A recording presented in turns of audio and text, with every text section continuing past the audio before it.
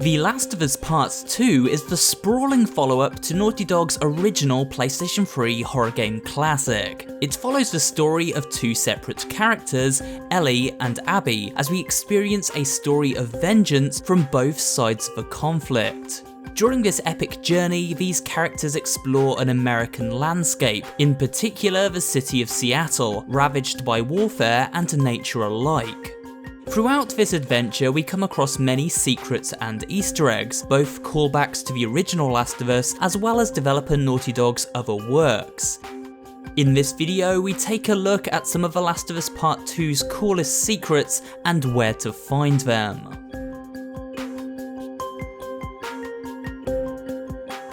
At the very beginning of the game, while exploring Ellie's home in Jackson, if we sneak over to the window, we can catch a glimpse of a rabbit feeding in the snow outside. This is a very clear throwback to the opening shot of the original game's winter chapter, where Ellie observes a similar looking rabbit feeding in the snow before shooting an arrow through its neck. Also found in Ellie's room is this toy robot. It may seem odd that a 19-year-old would have a child's toy in such a place of pride. That is, if you are unaware of where it came from. This is another callback to the first Last of Us, where Ellie befriends a young boy called Sam and accompanies him and his older brother Henry through the suburbs of Pittsburgh. The two children become close friends in the span of just a few days, with Ellie giving Sam this robot after his brother Henry forbid him to take it from the toy store. Sam, what are you doing? Nothing. Get rid of it. My backpack is practically empty. What's the rule about taking stuff? Unfortunately, Sam was bitten and became infected, meaning he never got to enjoy Ellie's gift. So now she keeps it to honour his memory, a memento of their brief friendship.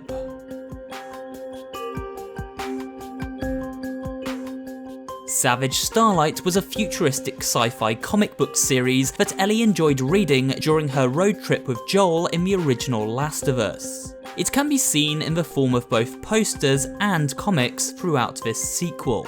During one of Ellie's flashbacks with Joel, we find he has been taking an interest in this comic too. Hey, you remember those, Savage Starlight comic books that you're into? Yeah? Tommy and I found some when we were moving through at school the other day. Did you like them? Well, you know, it's not really my cup of tea, but Dr. Daniela Starr, I mean, she's pretty... She's a savage. Well, what she does to Captain Ryan in that death match, whew. Yeah. I mean, he definitely deserved it, but... That was a nice twist how they escaped, though. It's a nice throwback, revealing how Joel took an interest and opened his mind to subjects his daughter figure enjoyed, even if they weren't necessarily to his taste. While The Last of Us had Savage Starlight collectibles, Part 2 replaces these with superhero trading cards, reinforcing Ellie's obsession with all things geeky. While exploring downtown Seattle early in the Day 1 chapter, Ellie and her companion Dina come across this fallen building. If we break a window and navigate our way around the edge of the structure, Ellie discovers a ledge with a cupboard full of goodies. One of these is a trading card for Dr. Uckman. This is no ordinary villain. It is in fact based on Naughty Dog Vice President and co-writer-director of The Last of Us series, Neil Druckmann. The description is very meta and reads as follows. Real name, Dr. Uckman. Brains 100. Brawn 60. Affiliation, the New Dogs. Once a well-respected researcher, Dr. Uckman's questionable experiments in the realm of pushing human limits saw him ostracized from the scientific community. Even the morally compromised Laurent Foucault of Spark Laboratories found his work dubious. Undeterred, Uckman continued his work in secret, creating super AI to do his bidding and protecting his research while he and the New Dogs stage high-tech hastes to fund it all. Constantly moving his lab location so no one can find him, he longs for the day where his subjects will be treated as equals.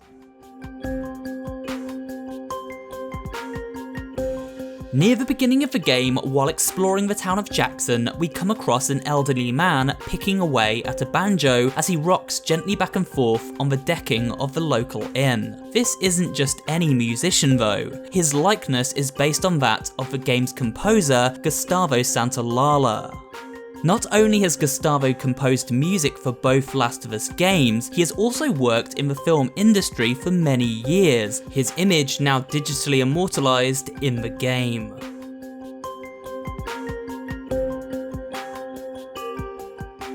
Naughty Dog has, for most of its life as a game studio, developed exclusively for PlayStation systems. In fact, they are now owned by Sony themselves, and no doubt this is why we find many PlayStation references throughout their latest game. In Ellie's apartment, we find a PlayStation 3 console and a selection of Naughty Dog's past games beside it. These include their classic platformer from the PlayStation 2, Jak and Daxter, as well as their original PS3 game Uncharted and its sequel. These PlayStation 3 systems pop up throughout our adventure in many of the abandoned buildings. I guess hanging onto your video game collection isn't high on most people's list of priorities when there's a viral pandemic. Elsewhere in the story, Abby chats with a young woman named Whitney who is addicted to a game on her PlayStation Vita. Hey, Whitney. Oh, hey, Abby. What's up? That game good? Really hard. Oh, really good. Got some great tunes, too. Don't let me stop you. The PS Vita was a short-lived portable PlayStation system, which released a few years after the PS3. It doesn't get enough love, so it's neat to see it appear here. Incidentally, the game Whitney references is the addictive and ultra-violent Hotline Miami from Devolver Digital. We can hear music from the game when she removes her headphones and even see footage of it on the screen. It is interesting to note that we never see a PS4 appear in this world. Outbreak Day occurred in September 2013 and the PlayStation 4 launched in November of that year, but not in this universe for obvious reasons. While Crash Bandicoot is now owned and developed by studios working for Activision, the original trilogy for PS1 was created by Naughty Dog. It's weird to remember the people now making super serious and mature video games originated from child-friendly mascot platformers. Perhaps to represent this move towards more adult content, we hear about an adult movie which references Naughty Dog's iconic mascot. Hey, he's got that videotape thing. Huh. Dong of the Wolf. Smash Brandy's cooch. Are these? It's porn. Interesting taste, Eugene. Naughty Dogs indeed. During the course of the game, we experience some of Ellie's past memories with her father figure Joel. Now, one in particular is very emotional and also full of quirky Easter eggs. Joel has a birthday surprise for Ellie and takes her for a day at a dinosaur exhibit within a long-forgotten museum. Joel instantly begins quoting his lengthy knowledge of various species of dinosaurs, which all seems to have come from a very familiar movie. Pretty sure these are velociraptors. Yeah. I mean, at least that's what they called them in this movie I saw. The movie in question is of course Jurassic Park, and Joel goes on to mention, See, there's a sequel. Wasn't as good. He even references the iconic poop scene. Imagine the poops. Yeah, there's one scene where, actually one of the guys said, that's a big mound of shit. What is this movie, and when can we see it? Tell you what, when we get back to Jackson, movie night. You may have noticed the hat in these clips. This hat looks similar to the kind worn by Alan Grant in the aforementioned movie Jurassic Park. What's interesting about this hat is that we can do a number of quirky things with it. Joel initially refuses to wear it. You want to try it on? I do not. Your loss. So Ellie puts it on and begins trying it on the heads of various dinos, much to Joel's dismay. Hey, is this gonna be a thing? Please don't let it be a thing. Eventually, if we persist, Joel will wear the hat and in return an achievement will unlock. Hey, Joel, Ellie. don't you dare take it off. My birthday, my rules. The final place we can hang said hat on is on top of this giant brachiosaur skeleton. This sequence is in itself yet another callback to the original Last of Us, the iconic scene where Joel and Ellie find a herd of wild giraffes and manage to pet one. Come here, come here. Hey, hurry up, come on. Come on. The final secret in the museum chapter can be found after Ellie and Joel are forced to swim from one building to the next. Veer off to the right after plunging into the lake, and Ellie discovers a pallet washed up on the riverbank. In the original game, Ellie could not swim, and so Joel had to ferry her around at certain points via the use of these wooden platforms. As promised, Joel has now taught Ellie to swim, so there is no need for them in part 2, as he is quick to remind her. Joel, look! Wanna give me a ride? Those days are long gone, kiddo.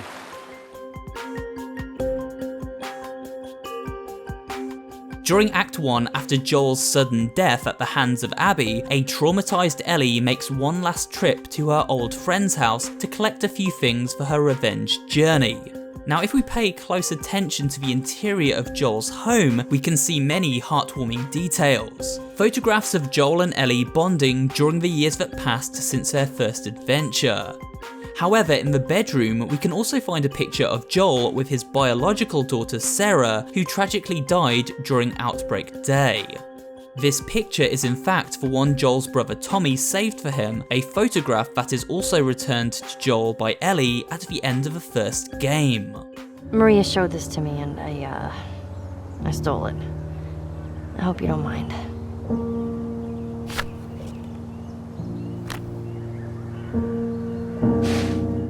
Also in this room, we can find Joel's broken watch.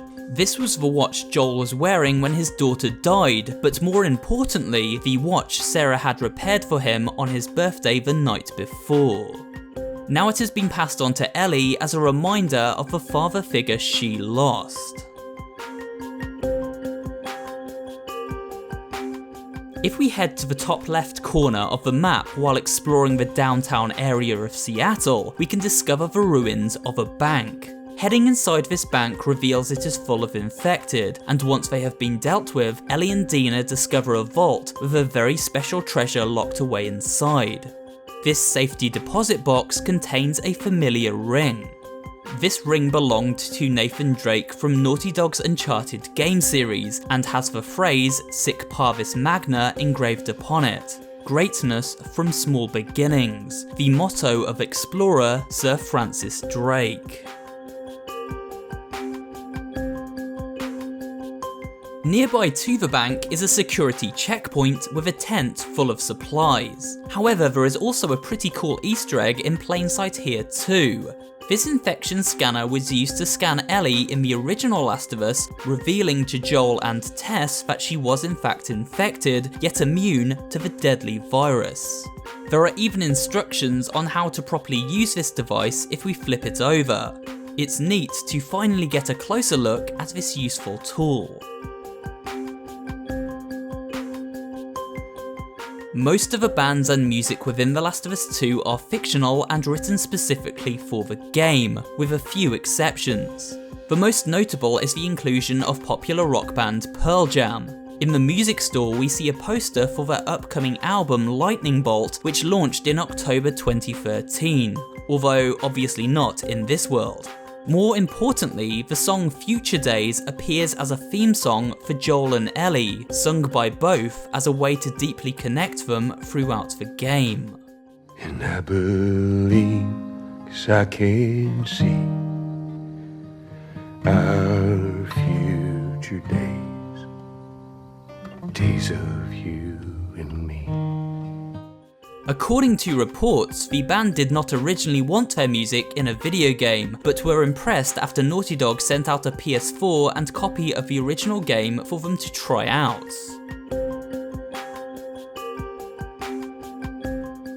A common number often used for door locks and code combinations in video games is 0451. It originated from System Shock, but is perhaps best known for appearing in popular RPG Deus Ex, and has become a sort of industry joke, with developers including it in their games to keep the legacy alive. Yes, this very code appears in The Last of Us Part 2 as well, as the combination for a safe in downtown Seattle.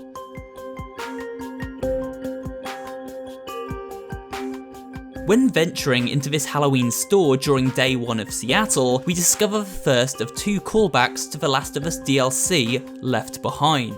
This DLC told the story of Ellie and her childhood crush and friend, Riley, as they explored a seemingly abandoned shopping mall at night, taking in the sights. One of these was a Halloween store full of spooky entertainment, including this giant lurch-like statue. This very statue also appears in the Halloween store during part 2, although Ellie doesn't have fond memories. Just Halloween stuff. Some of this stuff is funny looking. I'm not a fan. Beside the statue is another cheeky Uncharted Easter egg, this time in the form of an adult-sized Nathan Drake costume. The second Left Behind Easter egg happens far later during day 3 of Ellie's campaign. While braving the treacherous floods of the city, Ellie stops off at an arcade to clear a path ahead for her boat. Here we can find a cabinet for the arcade machine Ellie plays on, or at least imagines playing on, during Left Behind's story. The game is known as The Turning. We can actually find another Naughty Dog arcade game here too. This one actually existed. It is called Jak X, a racing game based on the studio's PlayStation 2 series, Jak and Daxter.